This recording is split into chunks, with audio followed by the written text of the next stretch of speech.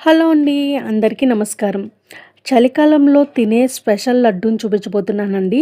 ఈ లడ్డూను ప్రతి ఒక్కరూ చాలా ఈజీగా ఎక్కువ కష్టపడకుండా చాలా త్వరగా చేసేసుకోవచ్చండి. ఈ విధంగా ప్రిపేర్ చేసుకున్న లడ్డూని 2, 3 వారాల పాటు తినవచ్చండి.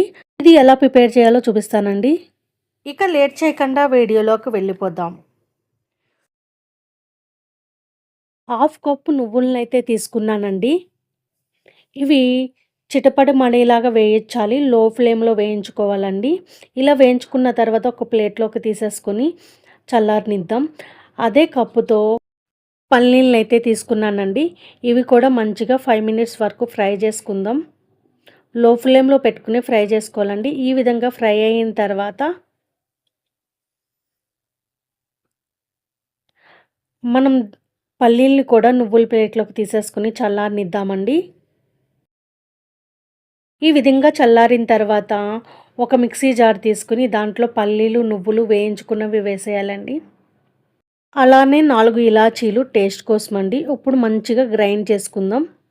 ఈ విధంగా గ్రైండ్ చేసుకున్న తర్వాత మనం పల్లీలు, నువ్వులు ఏ కప్పుతో అయితే తీసుకున్నామో అదే కప్పుతో బెల్లం తీసుకొని మిక్సీ జార్‌లో వేసేసుకొని మెత్తగా గ్రైండ్ చేసుకోవాలండి. ఒక 5 మినిట్స్ తర్వాత గ్రైండ్ చేసుకున్న తర్వాత చూపిస్తున్నానండి. మంచిగా గ్రైండ్ అయిపోయింది. ఈ విధంగా గ్రైండ్ అయితే సరిపోతుంది. ఉండలా అవుతుంది కదండీ! ఈ విధంగా అయితే సరిపోతుంది. ఇప్పుడు మనము ఈ మిశ్రమాన్ని ఒక ప్లేట్‌లోకి తీసేసుకుందాం. చూసారు కదా! మంచిగా ఉండైతే అవుతుంది. దీంట్లోకి మనం 2 టేబుల్ స్పూన్‌లు నెయ్యయితే వేసుకుందామండి. టేస్ట్ చాలా బావుంటుంది. నేను 2 టేబుల్ స్పూన్ నెయ్యి వేసి మంచిగా ఉండల కింద చేసేస్తున్నానండి. ఇవి చలికాలంలో తింటే చాలా మంచిది. చర్మం పొడిబారకుండా ఉంటుంది. వెముకలు కూడా గట్టిపడతాయండి. పిల్లలకైతే ఈ విధంగా ట్రై చేయండి. మీకు ఈ వీడియో నచ్చితే ప్లీజ్ లైక్ చేయండి. అలాగే తప్పకుండా సబ్స్క్రైబ్ చేయండి. ఈ విధంగా ఉండలు చేసుకొని అన్నీ ప్లేట్‌లో పెట్టేసుకుంటమేనండి.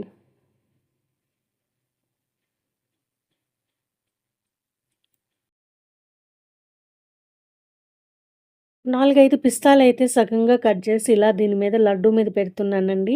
ఇలా డెకరేషన్ కింద పెట్టి పిల్లలకిస్తే మంచిగా తినేస్తారండి. ఒక్క లడ్డూకి బదులు 2 లడ్డూలు తింటారు. మీరు తప్పకుండా ట్రై చేయండి.